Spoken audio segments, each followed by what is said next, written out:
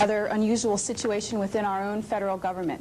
The Department of Health and Human Services tries to discourage people from smoking, and yet on the other hand, our Department of Agriculture subsidizes tobacco growing. What's the situation? What's happening? I think there's a couple of points, Susan. I'm not sure how you define the term subsidy. If you define it like I used to define it, then it's an inaccuracy to call the tobacco program a subsidy. And secondly, you're asking if there's a conflict between the two programs. And I think if you look at what the agricultural program that the government runs does, that there is no conflict.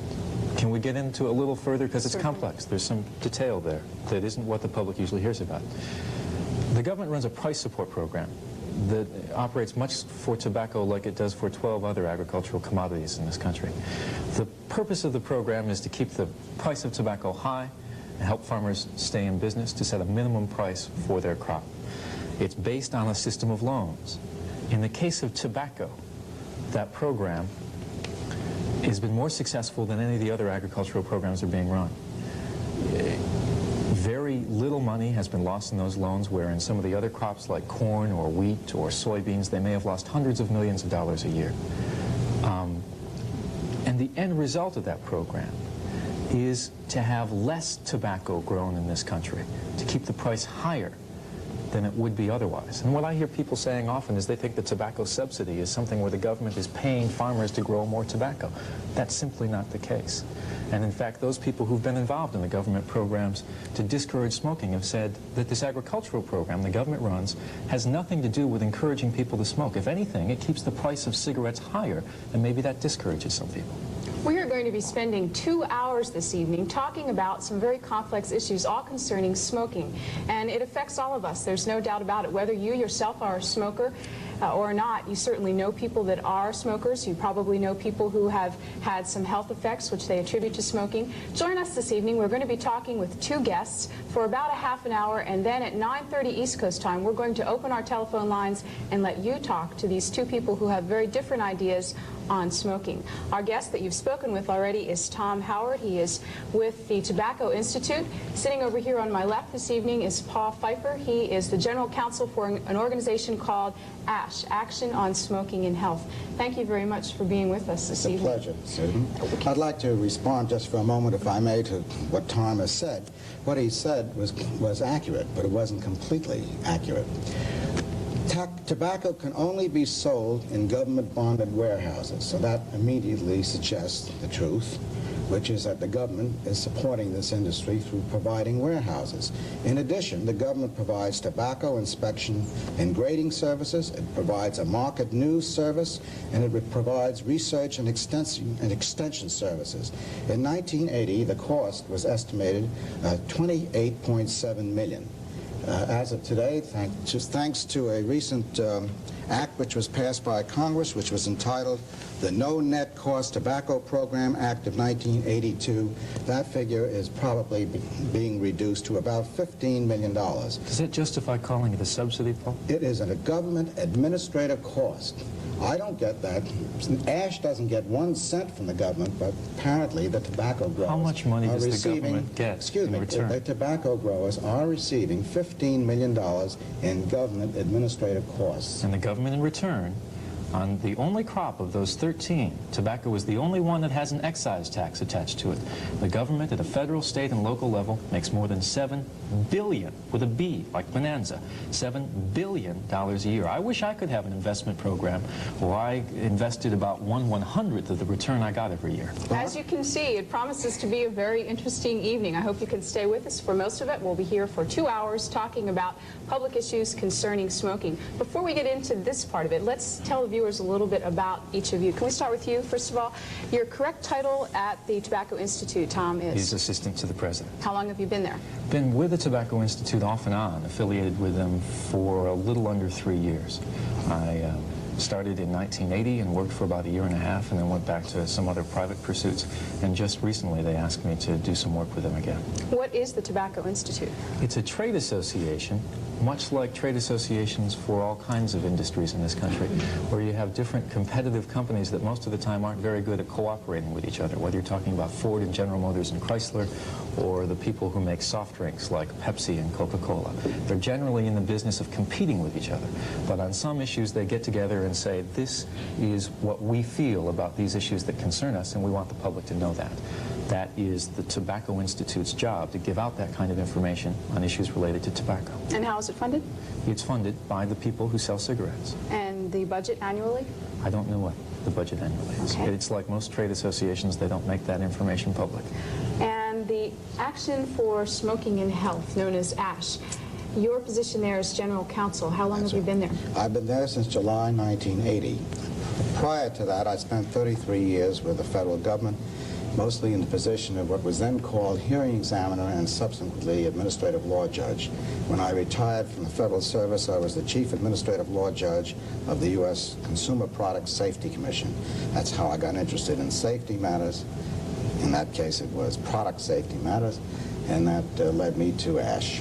And ASH is a charitable trust, a tax-exempt charitable trust, which receives no subsidy, no support of any kind from the federal government, but lives entirely on private contributions from people who think that the tobacco smoking menace, which is what it really is, a social menace as well as hazardous to one's health, is an important cause for which they contribute everywhere from $1 to thousands. do you have any idea how many people are contributors to ASH at this point? We have about 60,000 supporters.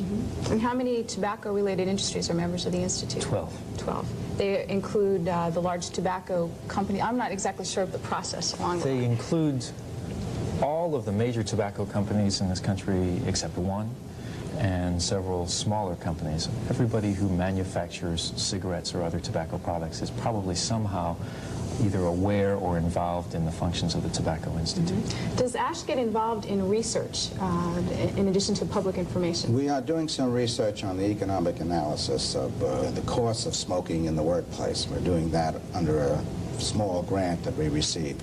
But normally we are a legal action group. We defend people who are smoked out of the workplace.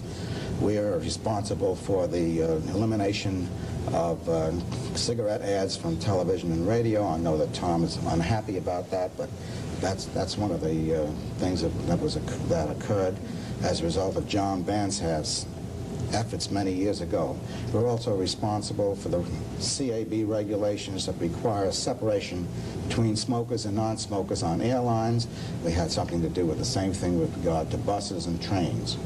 But the figures that you use are all from outside sources when you're dealing with these cases. They're provided by the Surgeon General and That's other correct. We organizations. do not manufacture our own evidence. And By the way of explanation, Paul was kind enough to confess his previous sins for many years as a bureaucrat with the government before he got involved in tobacco controversies. My previous sins are primarily working as a reporter, although unfortunately I don't have his years of wisdom. My work as a reporter was probably only about 8 or 9 years, but primarily in television and radio. So in many ways I think the two of us are insiders in other areas, but not in tobacco.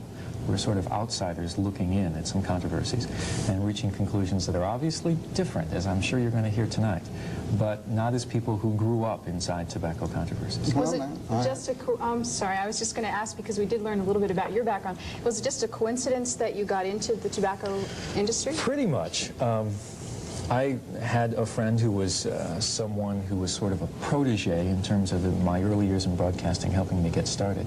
And he later went into public relations work and ended up working for several years at the Tobacco Institute. When he left there to go and work in presidential political campaigns, he saw to it that some interviews that I had done with him when I was doing newscasting and television were seen by people at the Tobacco Institute, and they called to inquire if I was interested. I said no, of course. Of course, Boy, why? Well, because tobacco is such a tremendous controversy that I think most people's immediate response to something like the Tobacco Institute, until they know more about it, is going to be negative. In my case, they said, we want you to come, we'll give you a plane ticket to come and talk to us. We think we have something valuable to say. And after several discussions with them, I reached the conclusion that I thought they did. Do you think the Tobacco Institute has something valuable to say?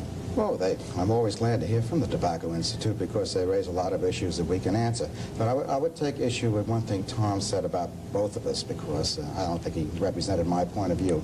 I don't consider myself an outsider with respect to the tobacco issues. I was a pipe smoker when I was in college and law school. I even tried a couple of cigarettes, and the experience was so traumatic that it's stuck in my memory. And when I left the federal government, I was very happy to go with ash. I might have been wrong in another way too, Paul, because in your previous capacities in regulatory business and in the bureaucracy, you probably come from a viewpoint which says often we need government regulation.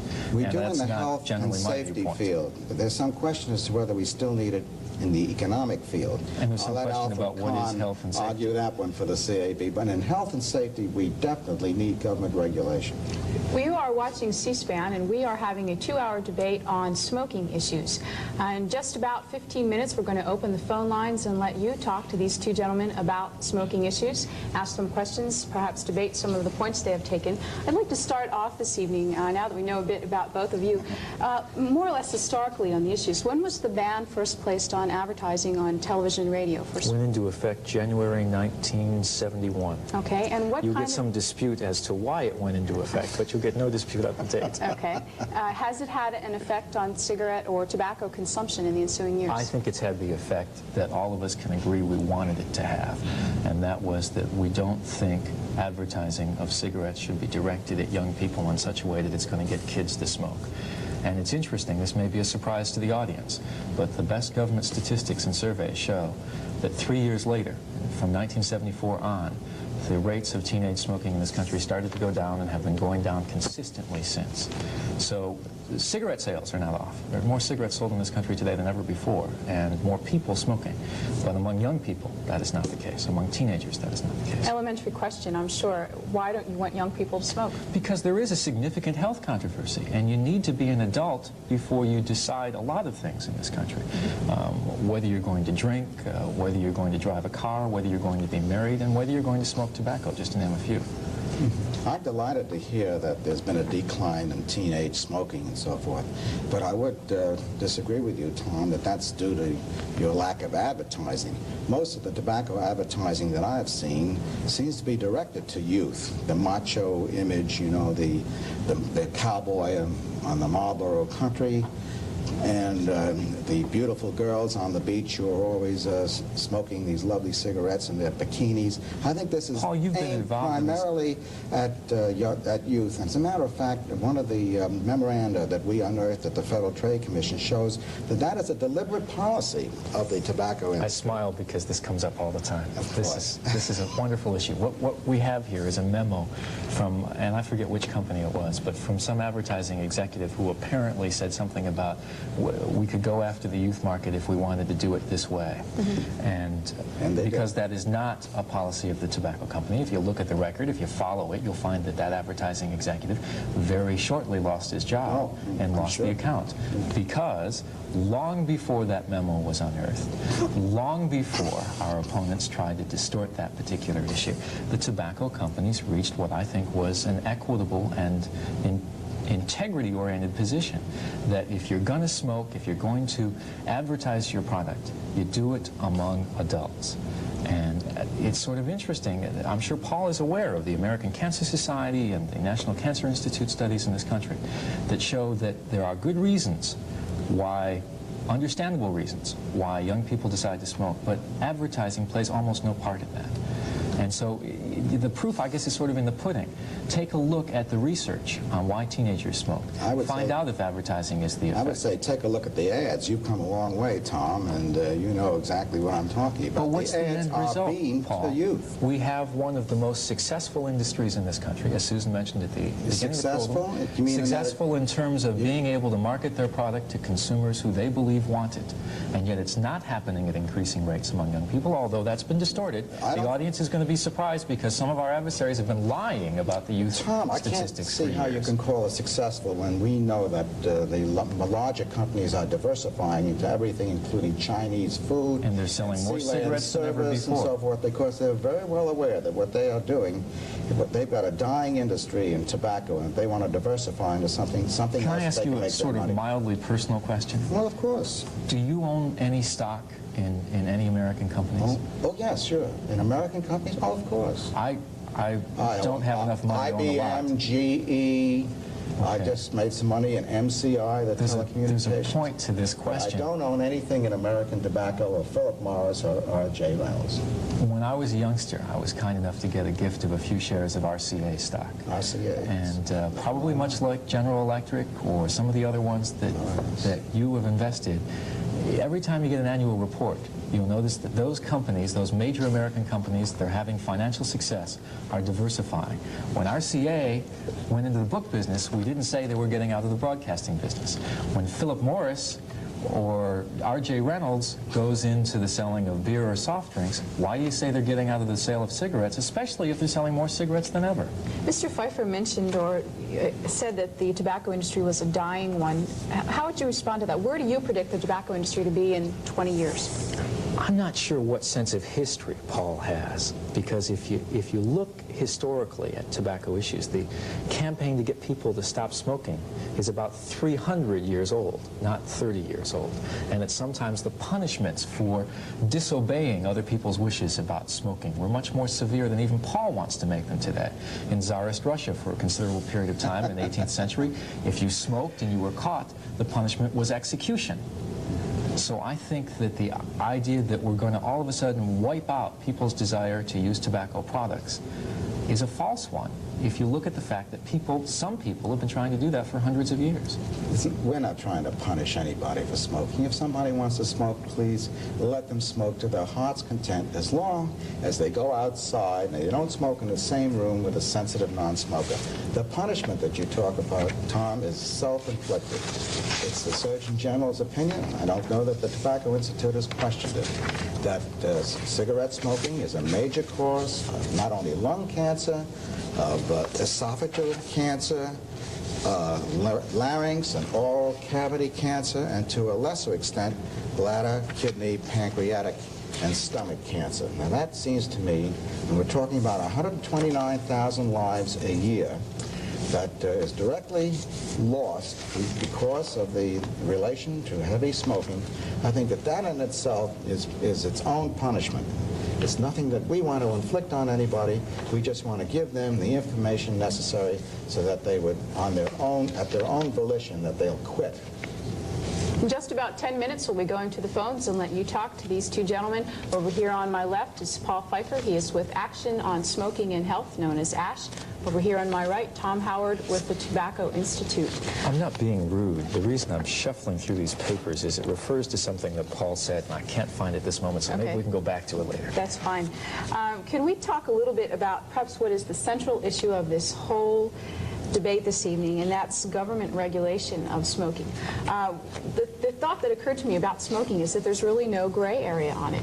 Either you are affected by smoking or you're not. You can't smoke a little and not affect the people who are offended by it. So it has to be more or less a black or white issue in the sense that either you're going to allow smoking in an area or not allow, and I'm confused by it all. Let's talk about the government regulation of it. I'm not expressing myself quite so well as perhaps I should. Should the government, and I'll throw this out to you first, should the government regulate where and when people can smoke? Well, I would quickly say yes, but I would also say that I've been somewhat dismayed by the fact that the Tobacco Institute, which Tom represents, has been so effective in lobbying the Congress that they have prevented agencies like the U.S. Consumer Product Safety Commission from having any jurisdiction over smoking. The same thing as cigarettes and cigars, and the same thing is true of the Food and Drug Administration. Over, Paul? I beg pardon? How many things would you like the Food and Drug Administration to have restrictions? Well, I certainly would like to have them have cigarettes, but over, anything else? Over nicotine as a drug, because it is. People become addicted to it. And I think you realize, of course, that a vast array of scientific opinion disagrees with you on that point. Well, I didn't know. But then it depends on how you define addiction. I understand the Surgeon General said the other day that video games could be addictive. Well, if you think that soap operas or chewing You don't get cancer gum from is video games, Tom, but you do get cancer why don't we from stick nicotine to scientific smoking. terms? What is addiction? Is addiction the same thing that happens with opium or heroin? Yes, or is addiction something that's simply a habit, like my habit of eating too much, that's awfully hard for me to break? Well, Those are two important points. If you're going to say addiction, are you talking about the scientific term or not? I have friends who are extremely knowledgeable about the medical effects of smoking, and yet, try as they might, they cannot quit because that nicotine gets into their blood. Have you ever gone on a diet, Paul? I've tried, Has it been with some difficult? success. But we're hoping, may I say... What about people who watch soap operas and want to If stop? I may finish my line of thought, we're hoping that pretty soon there'll be a chewing gum on the market called Nicorette, which has been approved in Canada and for which Dow Chemical is asking for approval now before the Food and Drug Administration. And this will take care of these people who are addicted to You think that's nicotine gonna work? without blowing smoke in anybody's face. You think the end result of that is people are going to chew nicotine chewing gum and they'll satisfy what you call that craving for nicotine? Yes, and they'll hurt only Have you looked at the themselves, research not reports on how others. that gum's working, on the scientific testing? No, I haven't. It has a frankly, pretty but I understand significant failure it rate. sells very well in Canada. Well, sure, if you make people believe that they are some kind of terrible person because they smoke, and then you hand them this product that a company's going to make money off of to tell them that it's going to solve the situation. Whether they Is they going to believe it sell or not? Whether they believe it or not, I'd rather have them chewing Nicorette on an airplane than blowing smoke around that enclosed fuselage. Well, I know that you feel that way, Paul, And but I wonder not only about do how I the feel public's that gonna way, feel. Tom, but our files are just full of thousands of letters of complaint from passengers, from stewardesses, flight attendants, pilots, everybody associated with air transportation in one form or another has complained to us about the conditions on aircraft. Stewardesses who have to serve the smoking sections on aircraft write to us constantly. What can we do about it? Paul Pfeiffer, would you ever like to see a harmless cigarette? Should they be working in that area? Yes, I think so. Is that possible? I'm still fascinated by the fact that we never got an answer to this question Paul raised about addiction. Somehow we got off into another area that's important, and I'd be happy to discuss. But he said that we have millions of people in this country addicted. My understanding is that most scientists who are knowledgeable, who research smoking and health issues, disagree with that. And I still didn't get an answer. Are you talking about addiction in a scientific term, or are you talking addiction in the same term that you have difficulty with diet? What difference does it make? If they continue to smoke and exhale carcinogenic substances Let's into not the bother with air, facts, is what it you're saying. it doesn't make the slightest bit of difference. If people would stop smoking and chew tobacco, if you'd like to do that, or snuff, that's another thing. Is there anything else that you Or would like people to chew not to do? Nicorette chewing gum, that would be fine. There are Because other things then- that offend you, excuse me, like Tom, let me perfume or finish. cologne? Then they would only hurt themselves. They wouldn't hurt anybody else. And you think that they're hurting that's other what people? ASH is all about. We're away from the We do addiction not- issue again, but you we think do they're not hurting other object to people who are addicted smoking as long as they smoke in such an area, See, Paul, or they chew gum in such an area you that use they that do not word. impact upon others. That's the important thing. So addiction, you don't want to bother with what science says about that. You want to talk about public smoking. I'd be happy to do that. Well, I assume we will get around to public smoking. If Can we haven't talk already. about the scientific evidence on Well, that? let's talk about public smoking. Good. All I right. have a feeling you've been doing that, Paul, but Yeah, good. but suppose you're in a 30-seat or smaller airplane where there are no CAB regulations that govern smoking, and you have emphysema, or you're an asthmatic, and you're allergic to smoke. What does that poor person have to do? He either doesn't get on that airplane and drives in his private car, which takes him many times as long, or he gets on that airplane and he really endangers his health. Now, we have many people in that situation who are our contributors and supporters, and they have asked us, and we have asked the CAB to regulate smoking aboard the commuter airlines, which operate planes of 30 passengers or less. We have been ignored by the Civil Aeronautics Board. We have taken them to the Court of Appeals here in the District of Columbia, and I'll make you a little prediction. I think we're going to win that case. I think you Response, asked a Tom Howard? question somewhere along the line there of what should be done.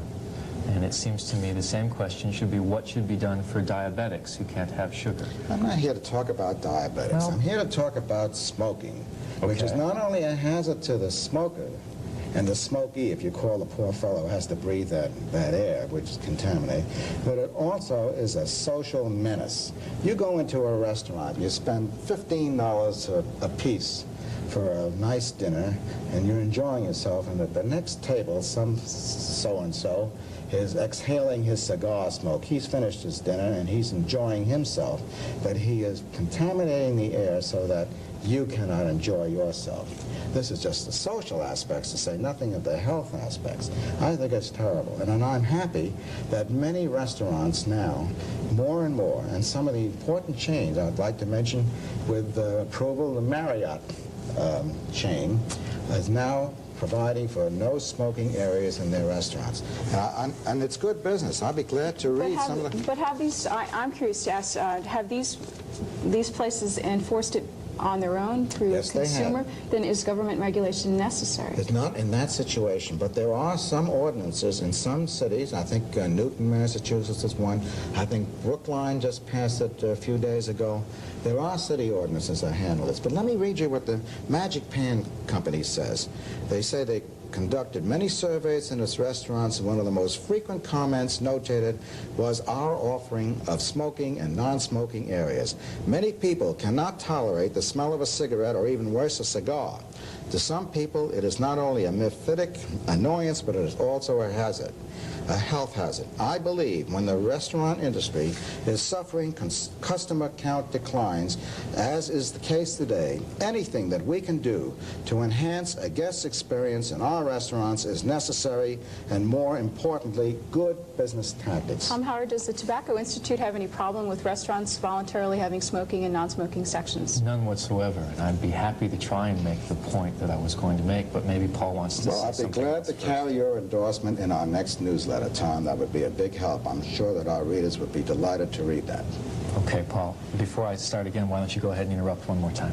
Oh, no, I'm ready. I'm going to interrupt, actually. Can I make the point now that we were talking about? We have almost about time to go to the phones, but certainly, why don't you do that I first? think that something that's ignored here, that's touched on by what you asked, Susan, is there's something called the democracy of the marketplace.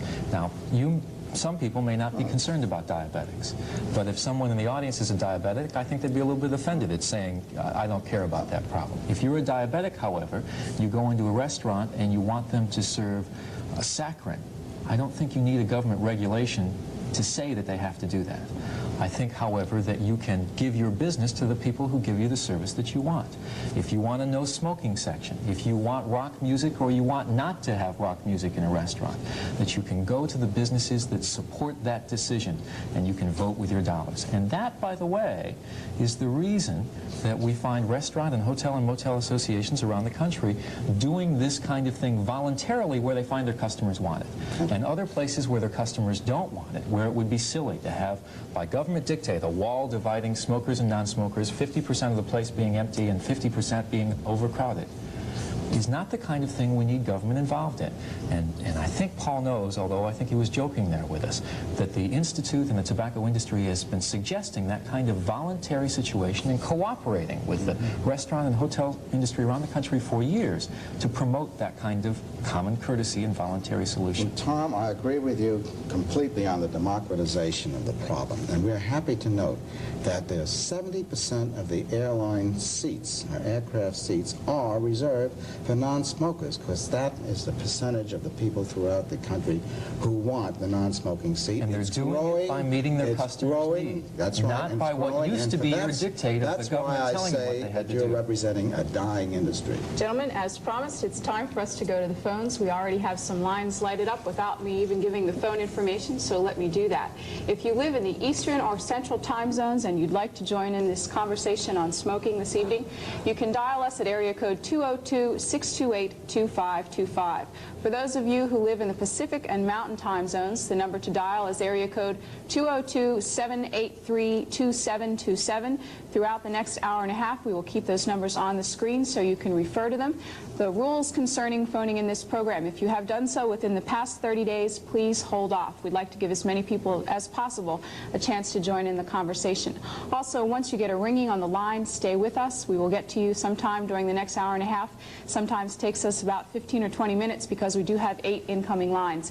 And finally, stick to the line assigned to your time zone. If you live in the Pacific and Mountain time zones, please do not dial that East Coast number. I do have a caller standing by from Glendale, California. Glendale, go ahead, please.